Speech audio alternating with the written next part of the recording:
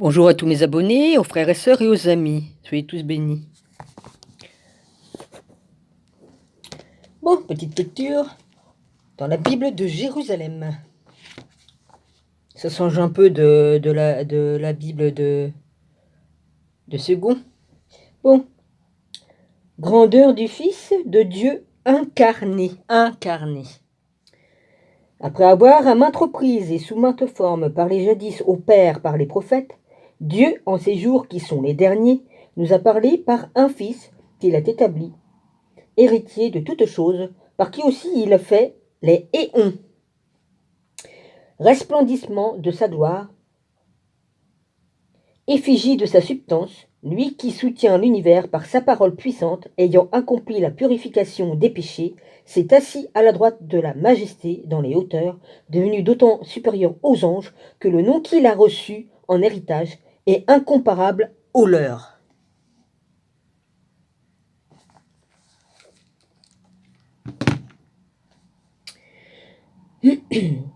Le Fils, auquel des anges en effet Dieu a-t-il jamais dit, tu es mon fils, moi aujourd'hui je t'ai engendré, et encore, je serai pour lui un père, et lui sera pour moi un fils. Et de nouveau, lorsqu'il introduit le premier-né dans le monde, il dit que tous les anges de Dieu l'adorent. Tandis qu'il s'exprime ainsi, en s'adressant aux anges, il fait de ces anges des vents de ses serviteurs, une flamme ardente.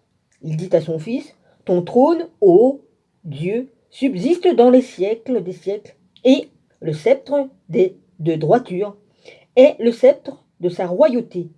Tu as aimé la justice et tu as haï l'impiété. C'est pourquoi Dieu, ton Dieu, t'a oint d'une huile d'allégresse de préférence à tes compagnons. Et encore, c'est toi, Seigneur, qui, aux origines, fonda la terre et les cieux sont l'ouvrage de tes mains. Eux périront, mais toi, tu demeures. Et tous, ils vieilliront comme un vêtement, comme un manteau, tu les rouleras comme un vêtement, et ils seront changés. Mais toi, tu es le même, et les années ne s'achèveront point. Et auquel des anges a-t-il dit, assieds-toi à ma droite, jusqu'à ce que je place tes ennemis comme un escabeau sous tes pieds? Est-ce que tous ne sont pas des esprits chargés de ministère, envoyés au service pour ceux qui doivent hériter du salut? Mince.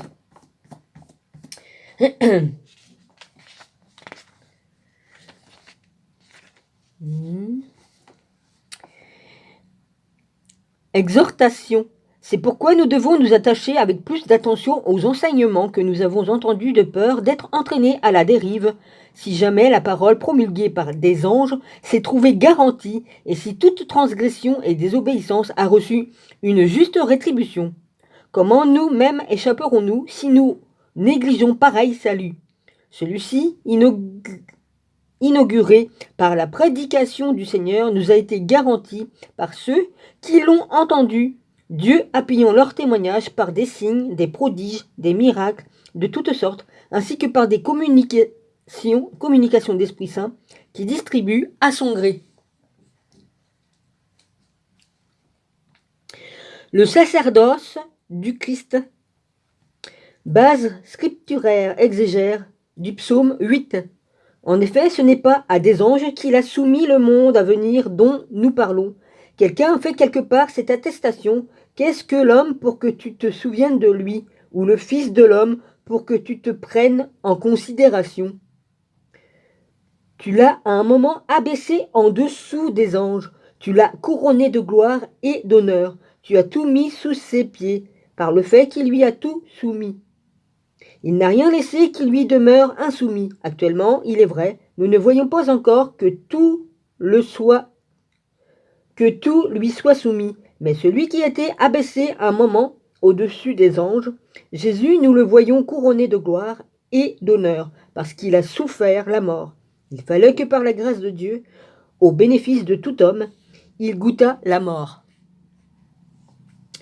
Il convenait en effet que, voulant conduire à la gloire un grand nombre de fils, celui qui et par qui sont toutes choses rendues parfaites par des souffrances, le chef qui devait les guider vers leur salut, car la sanctification et les sanctifiés ont tous même origine.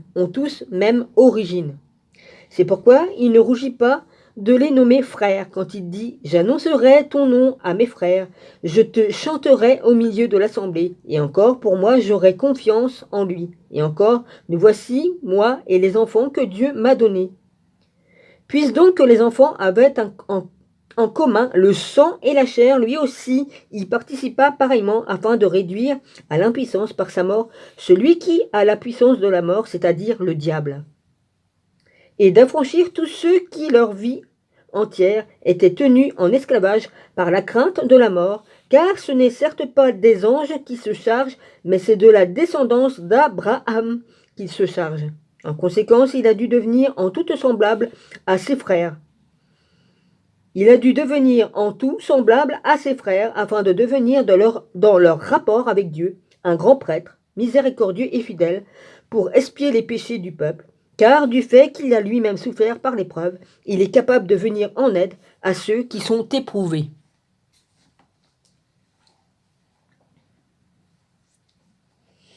La foi voit vers le repos divin. Le Christ supérieur à Moïse. En conséquence, frères saints, vous qui avez en partage une vocation céleste, considérez l'apôtre et grand prêtre de notre profession de foi, Jésus. Il est fidèle à celui qui l'a institué, comme Moïse le fut aussi dans toute sa maison, car il a été jugé digne d'une gloire supérieure à celle de Moïse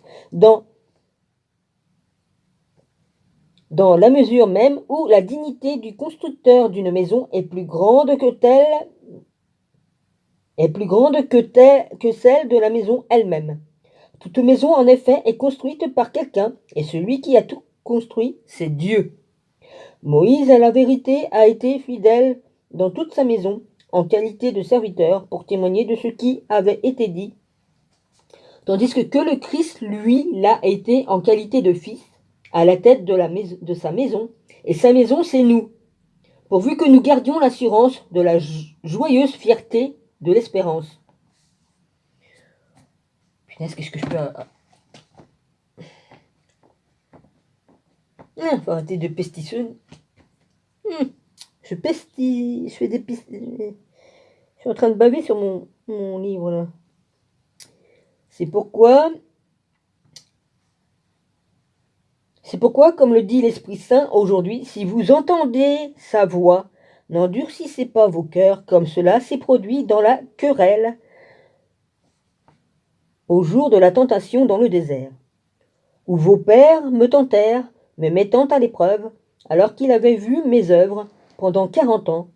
C'est pourquoi j'ai été irrité contre cette génération, et j'ai dit toujours, leur cœur se fourvoie, ils n'ont pas connu mes voies. Aussi ai-je juré dans ma colère, non, ils n'entreront pas dans mon repos. Prenez garde, frères, qu'il n'y ait peut-être en quelqu'un d'entre vous un cœur mauvais, assez incrédule, pour se détacher du Dieu vivant.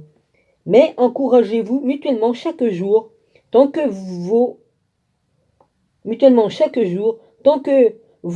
c'est aujourd'hui. C'est ça qui est marqué. Attendez. Mais encouragez-vous mutuellement chaque jour, tant que c'est aujourd'hui. Ah ouais, voilà, c'était bon. Tant que c'est aujourd'hui. Afin qu'aucun de vous ne s'endurcisse par la séduction du péché, car nous sommes devenus participants du Christ si toutefois nous retenons inébranlablement jusqu'à la fin, dans toute sa solidité, notre confiance initiale dans ses paroles. Aujourd'hui, si vous entendez sa voix, n'endurcissez pas vos cœurs comme cela s'est produit dans la querelle, quels sont donc ceux qui, après avoir entendu, ont querellé, mais n'étaient-ce pas tous ceux qui sont sortis d'Égypte grâce à Moïse? Et contre qui s'irrita-t-il pendant 40 ans? N'est-ce pas contre ceux qui avaient péché et dont les cadavres tombèrent dans le désert? Et à qui jura-t-il qu'il n'entrerait pas dans son repos, sinon à ceux qui avaient désobéi? Et nous voyons qu'ils ne purent entrer à cause de leur infidélité. J'ai tellement mal aux dents que je pestillonne. La vache. Craignez donc que l'un de vous n'estime arriver trop tard, alors qu'en fait, la promesse d'entrer dans son repos reste en vigueur. Car nous aussi, nous avons reçu une bonne nouvelle absolument comme cela. Mais la parole qu'ils avaient entendue ne leur servit de rien, parce qu'ils ne restèrent pas en communion par la foi avec ceux qui écoutèrent. Nous entrons en effet, nous les croyants, dans un repos selon qu'il a dit. Aussi ai-je juré dans ma colère. Non, ils n'entreront pas dans mon repos. Les œuvres de Dieu, certes, étaient achevées dès le fondement du monde, jusqu'à ce qu'il a dit quelque part au sujet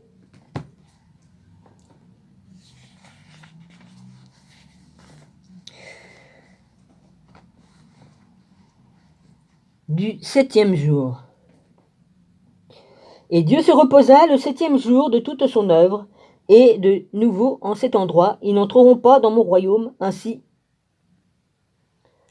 donc, puisqu'il est acquis que certains doivent y entrer, et que ceux qui avaient reçu d'abord la bonne nouvelle n'y entrèrent pas,